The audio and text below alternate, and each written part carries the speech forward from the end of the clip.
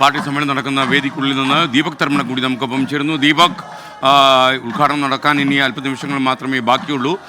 മണിക് സർക്കാർ അധ്യക്ഷനാകുന്ന വേദിയിൽ CPM-ന്റെ കോർഡിനേറ്റർ പ്രകാശ് കാരാട്ട് ചടങ്ങ് ഉദ്ഘാടനം ചെയ്യുന്നതാണ് നമുക്ക് ലഭിക്കുന്ന വിവരം. കൂടുതൽ വിവരങ്ങൾ എന്തൊക്കെയാണ്?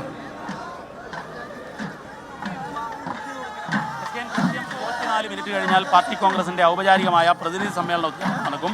PB കോർഡിനേറ്റർ പ്രകാശ് കാരാട്ടാണ് ഉദ്ഘാടനം ചെയ്യുന്നത്. നമുക്കറിയാം, സീതാറാം യെച്ചൂരി ജനറൽ സെക്രട്ടറി ആയിരിക്കുമ്പോൾ ഈ 24-ാം പാർട്ടി കോൺഗ്രസിന്റെ ഭാഗമായുള്ള ബ്രാഞ്ച് സമ്മേളനം ഉൾപ്പെടെയുള്ള ഘടക സമ്മേളനങ്ങളുടെ നടപടിക്രമങ്ങൾക്കിടയിലാണ് സീതാറാം യെച്ചൂരി നമ്മളെ വിട്ട് പിരിഞ്ഞത്. അതുകൊണ്ട് തന്നെ വികാരപരമായ ഒരു പാർട്ടി കോൺഗ്രസ് ആണ്. പാർട്ടി ജനറൽ സെക്രട്ടറി ഇല്ലാതെ പാർട്ടി PB കോർഡിനേറ്ററുടെ നേതൃത്വത്തിൽ നടക്കുന്ന ഒരു സമ്മേളനം. അതുകൊണ്ട് തന്നെ സീതാറാം യെച്ചൂരിയുടെ നേതൃത്വത്തിൽ നടക്കേണ്ട ഒരു സമ്മേളനം അദ്ദേഹം ഇല്ലാതെ നടക്കുന്ന വികാരപരമായ ഒരു സമയം കൂടിയാണ്. നമുക്ക് ഈ ഘട്ടത്തിൽ സീതാറാം യെച്ചൂരിയുടെ ഒപ്പം പ്രവർത്തിച്ച കേന്ദ്ര സെക്രട്ടറി അംഗം മലയാളിയായ വിജു കൃഷ്ണൻ നമ്മളോടൊപ്പം ചേരുകയാണ്. സീതാറാം യെച്ചൂരിയുടെ നഗരിൽ വികാരപരമായാണ് ഈ സമ്മേളനം. തീർച്ചയായിട്ടും ഈ സമ്മേളനത്തിന് തൊട്ട് മുമ്പാണ് കോമ്രേഡ് സീതാറാം യെച്ചൂരിയുടെ മരണം. അത് വലിയ രീതിയിൽ പാർട്ടി സഖാക്കളെല്ലാവരെയും ദുഃഖത്തിലാക്കിയതാണ്. അതിനുശേഷം നടക്കുന്നൊരു സമ്മേളനമാണ്.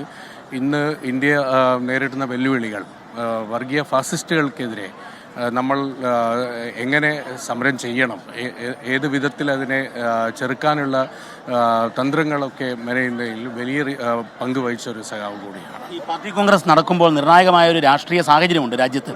വഖഫ് ബില്ല് പാസ്സാക്കാൻ പോകുന്നു. നമ്മുടെ MP-മാർ സമ്മേളനത്തിന് വിട്ടുനിന്ന് പാർലമെന്റിൽ പങ്കെടുക്കാൻ വേണ്ടി നിർദ്ദേശം നൽകിയിരിക്കുകയാണ് പ്രകാശ്.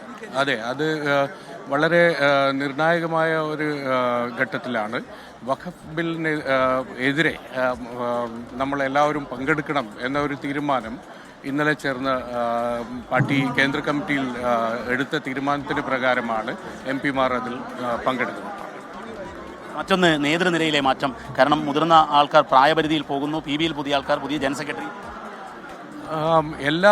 അത് നമ്മൾ കാണേണ്ടത് ഒരു വലിയൊരു മാറ്റം. ഇത് രണ്ട് തീരുമാനങ്ങൾ. ഒന്ന് 3 ടേം മാത്രം എല്ലാ തലത്തിലും, ബ്രാഞ്ച് സെക്രട്ടറി മുതൽ മുകളിലോട്ട് എല്ലാ തലത്തിലും 3 ടേം മാത്രം. അപ്പോൾ എല്ലാ ജില്ലകളിലും ഏരിയ കമ്മിറ്റികളിലും ഒക്കെ നിരവധി ചെറുപ്പക്കാരാണ് ലീഡർഷിപ്പിലോട്ട് വരുന്നത്.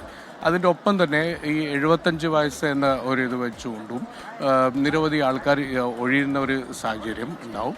തീർച്ചയായിട്ടും ഇന്ന് ഈ സമ്മേളനത്തിൽ ഒരു പുതിയൊരു ജനറൽ സെക്രട്ടറിയും പുതിയൊരു ലീഡർഷിപ്പും ആയിരിക്കും. Thank you. SKN പുതിയ ഒരു നേതൃനിര തന്നെ വരുമെന്നുള്ളതാണ് ഇപ്പോൾ നമ്മൾ പറയുന്നത്.